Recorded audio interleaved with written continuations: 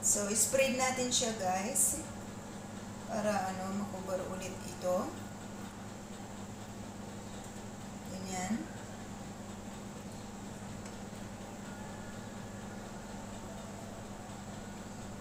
Dapat malagyan po lahat ng gilid niya. Para po pantay-pantay na may manok siya.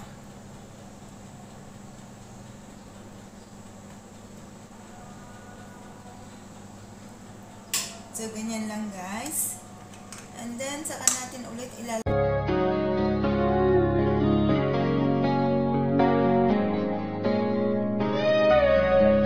Guys, magluluto na naman tayo ng green rice at ito ang ating ingredients. At saka siyempre manok. I don't know, tawag nila dito is turkeys, pero ang tawag ko naman is green rice. Gamit natin ang shebang. So, we're gonna cut this, guys. So, first guys, ay linisan natin ang ating chicken manok. Yes, ang ating manok. Gamit natin ang 1 whole na manok.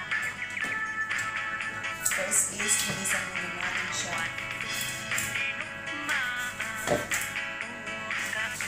And then, easy to cut po guys. Ganyan na. See?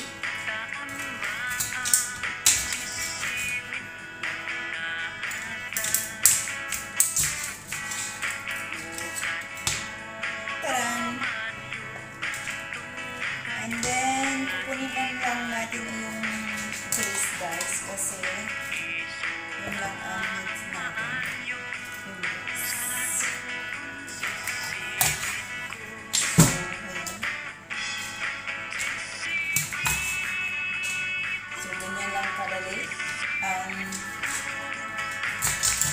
Pag-chop-chop ng ating chicken.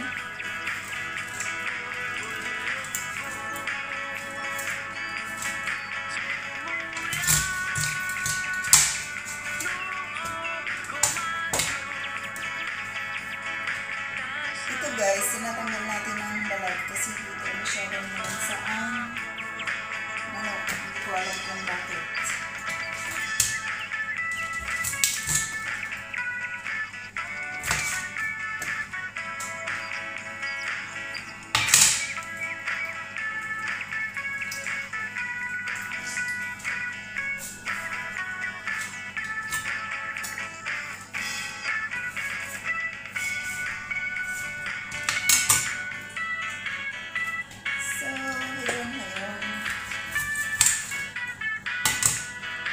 So, ito na siya guys.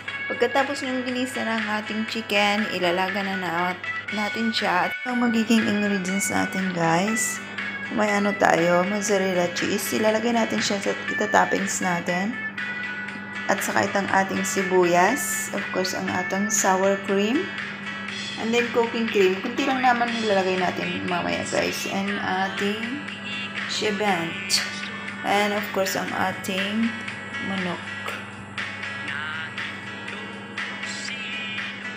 Guys, sinanggal na natin ang ating manok sa tapos na natin siyang ilaga.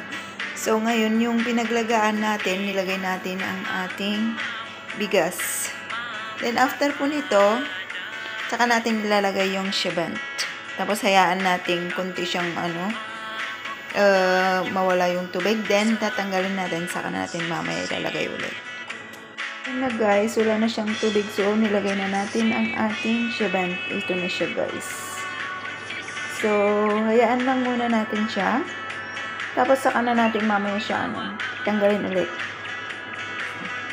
Ganyan lang po siya, guys.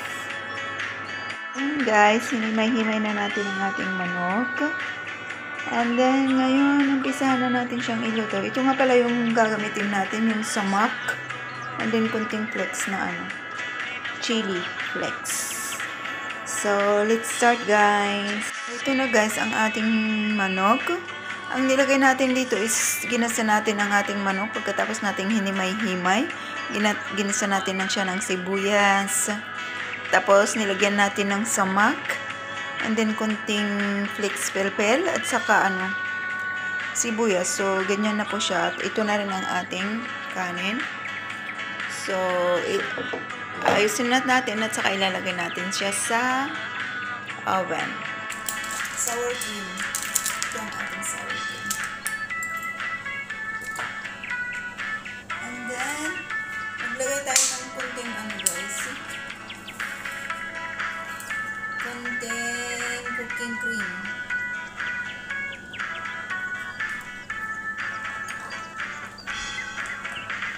Ano ito siya guys? Nilaluin na natin.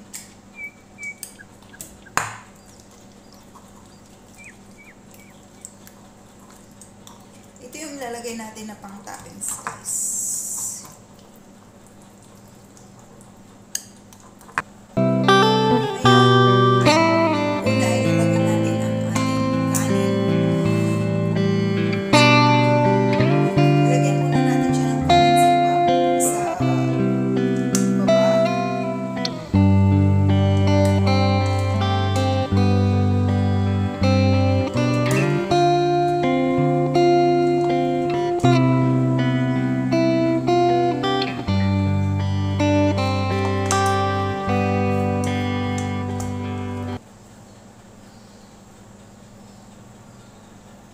So, lagyan natin ganyan. Lagyan natin ng lahat yan dapat natatakpan.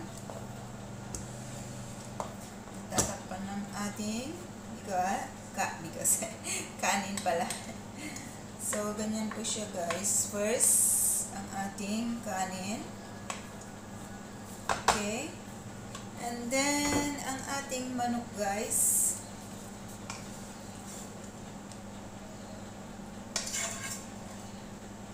Hinday ng ating manok. Matagal na doon sa pan.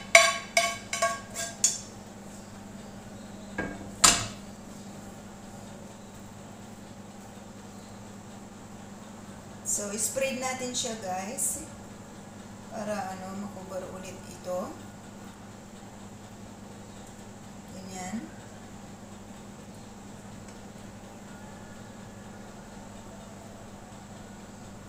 Dapat malagyan po lahat ng gilid niya para po pantay-pantay na may manok siya.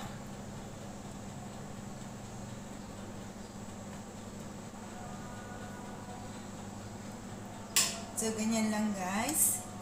And then, saka natin ulit ilalagay. So, ito na ang ating green rice guys.